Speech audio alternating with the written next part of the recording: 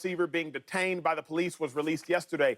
The footage shows Hill being yanked out of his car, thrown to the ground, handcuffed as an officer drives a knee through Tyreek Hill's back. He was pulled over near the stadium before Sunday game versus the Jags for allegedly speeding. Bring us on camera, please.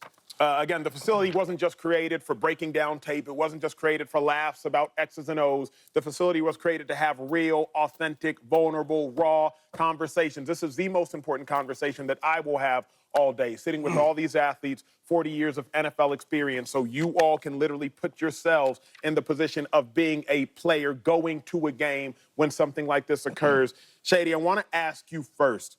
You played with Tyreek Hill, if I am not mistaken. Yes. You won a Super Bowl with Tyreek Hill. Obviously, you know Tyreek Hill well, your teammate, your brother, amongst others.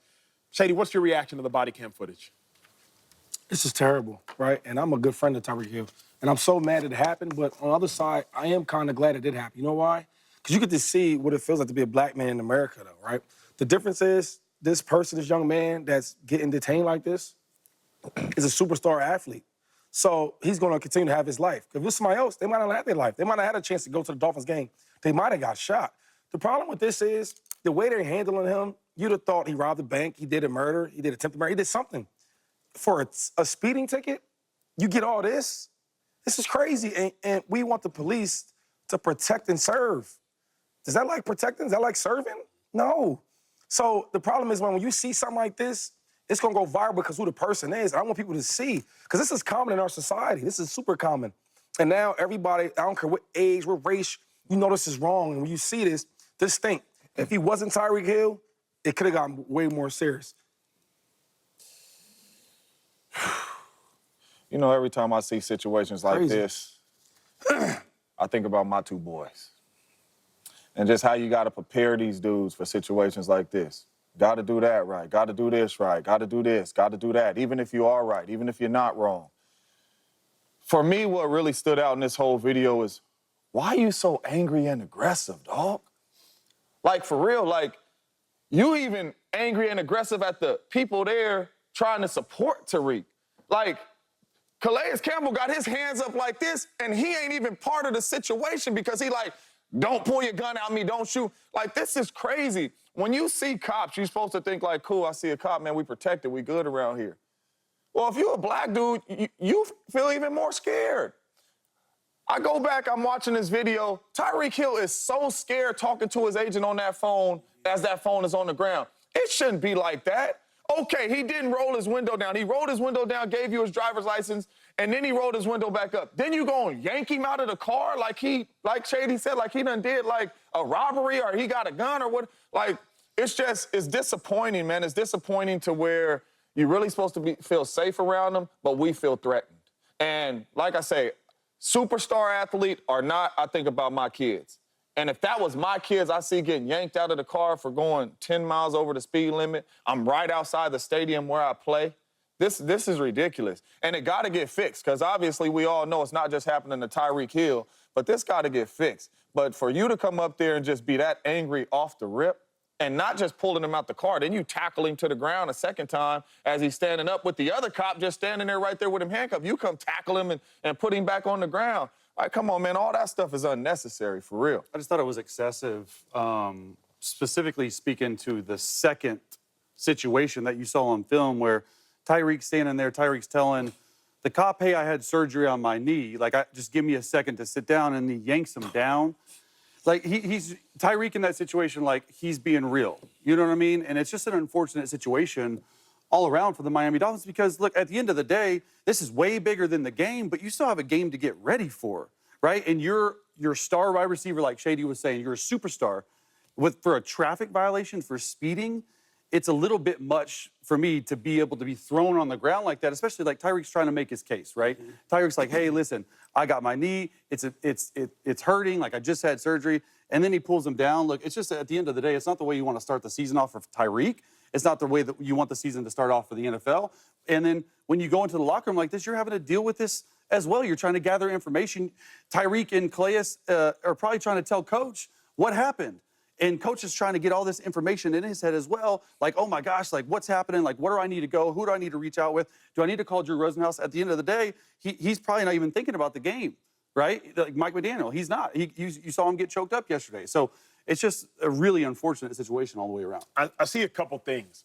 And oftentimes, far too often, we see this, that the badge can eliminate an officer's ability to see an individual as human. I want to remind y'all, if you watch the footage, you'll notice three things. The first thing you'll notice is this. Tyreek Hill never stated his celebrity status.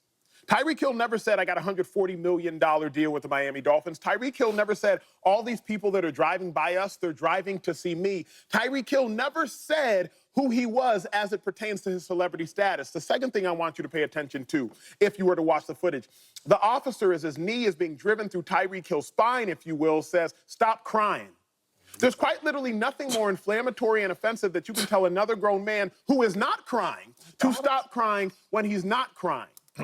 The third thing I want you to pay attention to is very simply this. As Tyreek Hill's teammates and his friends and brothers approach the situation, you see them there. They approach the situation non-violently. They approach the situation with compliance. And yet, the officers who are called by the government to de-escalate a situation in order to enhance compliance, they escalate the situation themselves. Who is going to be the authority on the scene when the authorities are not acting in an authoritative manner?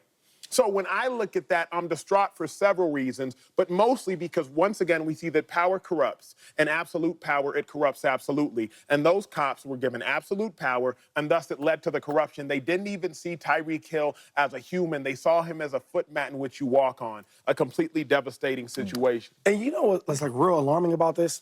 If you listen to what the cop is saying, though, right, his demeanor, it's like, yo, I'm above you. Did you peep that, though? Like, in his voice, he said, you got it effed up. You got it confused. When we say do something, you do it now when we say. And I'm sitting there like, yo, when things go wrong, we're supposed to be trained to call the police. And then when you really hear what he's saying, he's like, yo, I don't care what's going on. When we say do something, you do it. And another thing, so if you guys can't see, but that at the scenery back there, so I live in Florida, right? I live about 20 minutes from the stadium. They're at the stadium. You go down there, you make it right, you make one more right, he's going inside the stadium. So the police, these are not regular cops. These are cops that are supposed to be there for traffic, you know what I mean, for the stadium. So you know what's going on. Let's say you don't even know who Tyreek Hill is. It's a young black man, right? Nice car, right?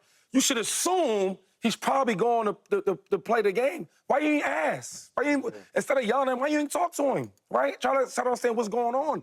And then when they open the door and then they yanked him out, it's like, yo, treat this kid like it was be your son.